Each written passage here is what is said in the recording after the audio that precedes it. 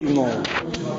On écoute un silence scientifique dans une chambre sans écho.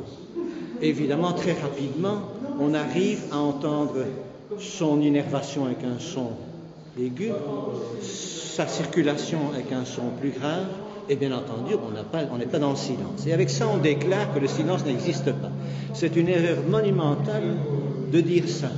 On dit ça là parce qu'on est dans de mauvaises conditions scientifiques, parce qu'il n'y a pas suffisamment d'air autour de soi, il n'y a pas suffisamment de gaz air autour de soi pour que les sons que nous produisons soient absorbés, dissous dans la masse d'air.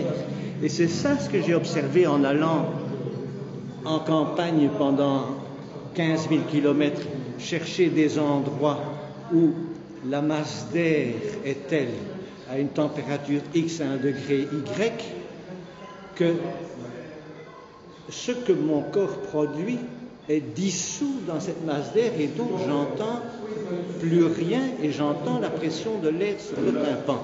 Ce qui est beaucoup plus intéressant que de dire pendant 3 minutes 44, maintenant nous ne bougeons plus et on entend les gens tousser, on entend ceci, cela. C'était une démarche peut-être intéressante qui a été faite par un artiste allemand à la même époque. Et je signale encore à propos du silence qu'il y a quelqu'un qui s'appelle Schulhoff et qui en 1919 a fait une pièce de silence notée avec des variations uniquement temporelles, des croches, des doubles croches, des blanches et de ceci, sans aucune autre note sur la portée, et qui suppose donc la partition du temps silence. 1919. Avant ça, on en a un exemple ici.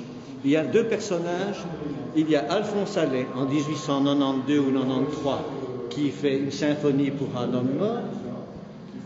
Voilà, sans aucune note sur la partition. Et il y a ici Adolphe Wolfli qui pendant 3 ans fait des partitions, écrit, trace les partitions, uniquement la portée sans aucune note. Donc on est longtemps avant John Cage, avec tout le respect, il y a des gens bien plus intéressants. Le silence de John Cage est sous-évalué. Surévalué. Il est surévalué.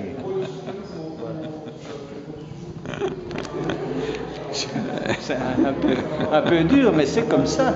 C'est comme ça. Le Schulhoff en question, ça on a redécouvert maintenant, parce que depuis que le rideau de fer est tombé, il y a des tas de choses qui viennent.